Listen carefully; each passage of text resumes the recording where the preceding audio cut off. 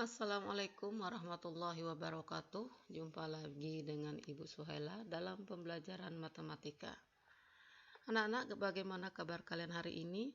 Mudah-mudahan kita masih diberi kesehatan dan semoga apa yang kita pelajari mendapatkan ilmu yang bermanfaat dan barokah. Oke, untuk hari ini kita akan belajar mengubah bentuk pecahan. Ya, perhatikan. Kalian akan belajar mengenal bentuk pecahan. Yang pertama, pecahan biasa atau pecahan murni. Yang kedua, pecahan campuran. Nah, perhatikan pecahan campuran. Kenapa disebut pecahan campuran? Ini perhatikan ya. 2/3.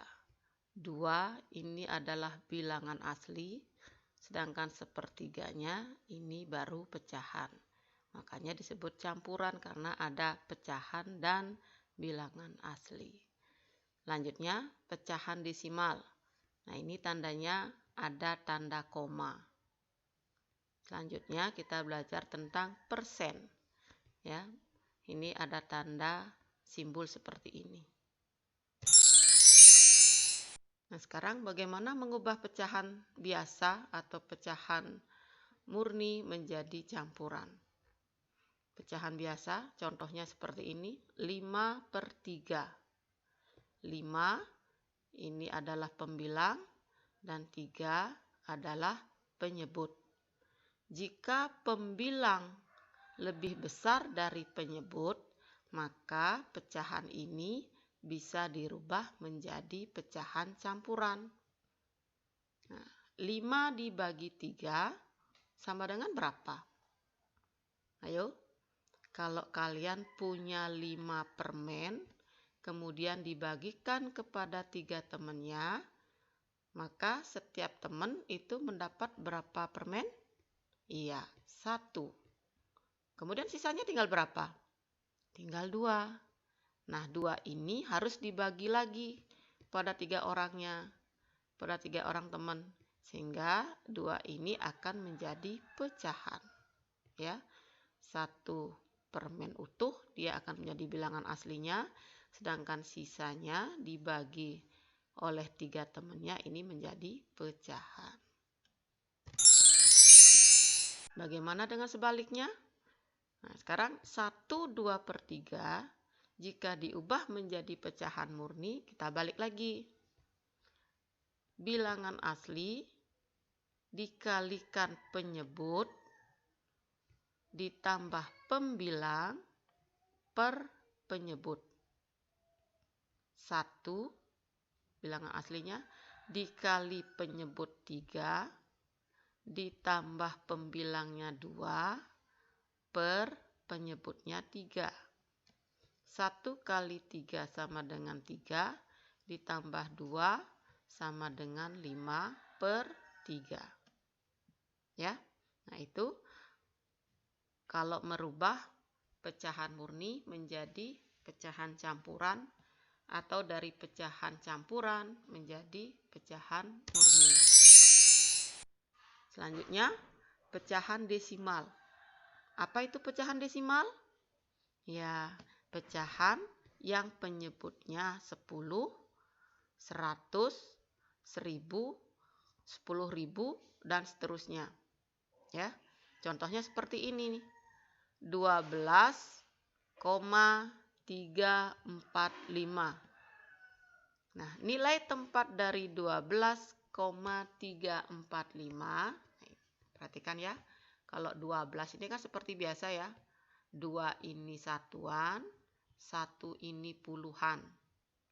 Nah, sekarang di belakang koma, nih koma, kemudian di belakangnya ada 345. 3 ini per sepuluhan, 4 ini per seratusan, 5 per seribuan. Ya. Di depan koma itu satuan, puluhan, ratusan, ribuan, dan seterusnya. Tetapi kalau di belakang koma, satu angka di belakang koma ini adalah persepuluhan, karena kalau dijadikan pecahan murni dia per 10. 2 angka di belakang koma ini per seratusan, per 100 dia. Kemudian kalau 3 angka di belakang koma itu per seribuan, ya. Nah, bagaimana mengubah pecahan biasa menjadi desimal? Perhatikan contohnya. 1/2. Nah, ini bisa dijadikan per 10. Ingat ya, pecahan desimal itu penyebutnya bisa 10, 100, 1000, dan seterusnya. Jadikan per 10. 2 menjadi 10 dikalikan 5. Kalau di bawah dikalikan 5, maka yang di atas juga dikalikan 5. Ingat ya, penyebut dan pembilang sama-sama dikalikan 5. 1 dikali 5 sama dengan 5, 2 kali 5 sama dengan 10. Kalau penyebutnya 10, berarti di belakang koma ada 1 angka. Nah, ini pembilangnya 5 saja. Jadi kalian tulis 5. 1 angka di belakang koma itu 5, baru dia ada nolnya, karena cuman ada 1 angka di sana, cuma angka 5 saja. 0,5. Perhatikan di bawah lagi. 27/20. Kalau dijadikan per 10, ini dibagi 2, sedangkan 27 tidak bisa dibagi 2. Maka 20 ini jadikan per 100. Sama-sama dikali 5. 20 kali 5, 100. Berarti yang di atas pembilangnya juga dikali 5. 27 dikali 5 sama dengan 135. 20 kali 5 sama dengan 100. Nah, ingat ya, per 100 berarti di belakang koma ada 2 angka. Nah, sekarang lihat pembilangnya. Pembilangnya itu 135. Ada 3 angka. 1, 3, 5. Kalau per 100 berarti di belakang koma ada 2 angka. Ada 2 angka. 5, 3, kemudian diisi koma. Jadi 2 angka yang ini di belakang koma, sedangkan 1 ada di depan koma. Paham ya? Nah, sekarang kita balik. Desimal dirubah menjadi pecahan murni. Contohnya 0,8. Ini bilangannya 0 dan 8. Kalau 0,8 itu kan sama dengan 8. Nah, 8 per, perhatikan, di belakang koma hanya ada 1 angka. Kalau 1 angka berarti per 10. Berarti bilangan pecahan murninya 8/10. Kita sederhanakan. Sama-sama bisa dibagi 2. 8 dibagi 2, 10 dibagi 2. Hasilnya 4/5. Jadi 0,8 kalau dirubah menjadi pecahan biasa sama dengan 8/10, disederhanakan menjadi 4/5. Ya. Kemudian 1,25. Ini angkanya 125. Berarti pembilangnya 125 per. Sekarang lihat di belakang angka, di belakang koma ada 2 angka. Kalau 2 angka berarti per 100. Ya, 125/100. Ini angkanya terlalu besar. Coba kita sederhanakan. Ini bisa sama-sama dibagi 25. 125 dibagi 25, 100 dibagi 25 sama dengan 4. 125 dibagi 25 sama dengan 5, 100 dibagi 25 sama dengan 4. 1,25 sama dengan 125/100, disederhanakan menjadi 5/4. Lanjut, persen.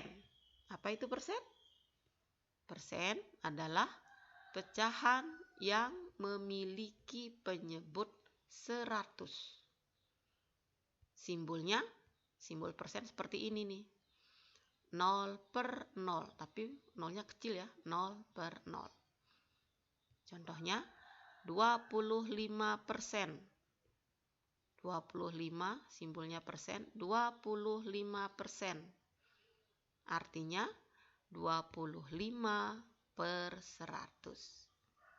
Ingat ya, persen itu pecahan yang penyebutnya 100. 25% artinya 25/100. Tinggal kalian menyederhanakan saja. Sama-sama dibagi 25. Kalau 25 dibagi 25 sama dengan 1. 100 kalau 25 dibagi 25 sama dengan 4. Berarti 25/100 bisa juga ditulis menjadi 1/4. Sekarang perhatikan. Pecahan murni kalau dirubah menjadi persen berarti pecahan murninya tinggal dikalikan 100%. Contohnya 3/4.